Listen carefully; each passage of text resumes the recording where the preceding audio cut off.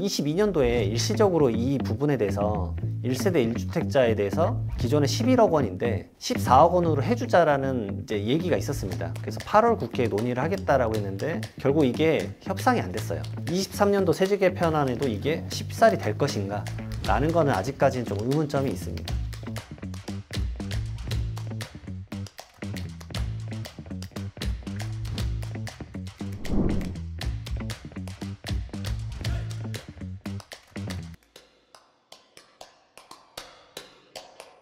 세제 개편안이 7월 달에 나왔을 때 대부분 이제 그 뉴스를 보고 생각하시는 게 뭐냐면 종합부동산세가 내년에 1억이 무조건 바뀔 것이다라고 확정지어서 알고 계신 분들이 많으세요. 근데 그게 아니라 결국은 여야가 처음에 조세위를 통과하고 그 다음에 기재위를 통과하고 그 다음에 국회에 상정한 다음에 공포가 돼야 결국 법이 바뀌는 거거든요. 법이 바뀌는 과정에서 지금 여야가 좀 충돌을 하고 있는 이제 세법 중에 하나죠. 올해 세제 개편안에서 가장 이제 이슈가 되는 게 세 가지가 있는데 첫 번째로 이제 법인세입니다. 법인세 최고 세율을 25%에서 22%로 인하하는 게 이제 기업들을 봐주는 거 아니냐, 뭐 그런 이슈가 좀 있는 거고, 그다음에 두 번째는 이제 종합부동산세가 있고, 세 번째는 이제 금융투자소득세가 있죠.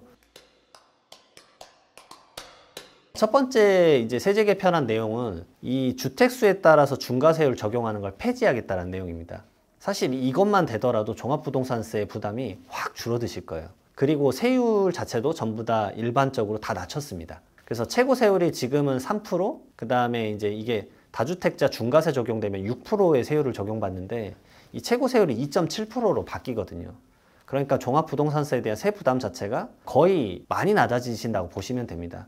근데 지금같이 이제 주택이 하락기에 접어들었고 금리에 대한 공포가 좀 심한 상황에서는 이 보유세는 갖고만 있어도 내야 되는 세금이기 때문에 매년 거액의 유동성이 없으신 분들한테는 큰 도움이 되시기는 할 거예요. 세제가 통과가 되면. 그러나 이제 이게 통과가 안 되면 올해랑 거의 비슷한 세금을 낼 수도 있겠구나라고 생각을 하셔야 될 겁니다. 사실은 거의 비슷한 형태로 갈 거기 때문에 그나마 변동이 된다라고 말씀을 드릴 수 있는 건 23년 4월에 나오는 이제 공동주택 가격이나 개별주택 가격이 좀 더 현실화돼서 지금 시세가 계속 좀 떨어졌었던 부분들을 반영을 해서 좀 더 낮아지길 바라는 수밖에 없겠죠. 그 다음에 이제 두 번째로 이제 세부담 상한이라는 게 있습니다. 작년보다 내가 몇 프로를 더 낼 수 있다는 한도치를 정하는 게 있는데 지금 이제 중과세나 조정대상 지역이면 이제 300%까지 적용이 되는데 그걸 전부 다 일괄적으로 이제 150%로 바꿔주겠다라는 내용이 있고요. 세 번째로는 그 기본공제입니다.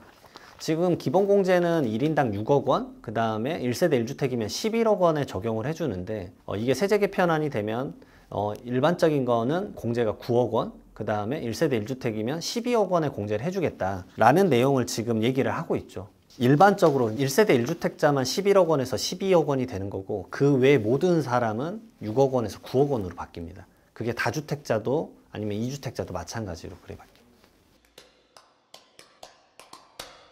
근데 이게 이 부분에 대해서도 논의가 왜 많냐면 사실 22년도에 일시적으로 이 부분에 대해서 1세대 1주택자에 대해서 기존에 11억 원인데 14억 원으로 해주자라는 이제 얘기가 있었습니다. 그래서 8월 국회에 논의를 하겠다라고 했는데 결국 이게 협상이 안 됐어요. 그래서 결국 14억 원이 안 되고 11억 원으로 결론이 났거든요. 이런 사건이 있었기 때문에 23년도 세제 개편안에도 이게 쉽사리 될 것인가 라는 거는 아직까지는 좀 의문점이 있습니다.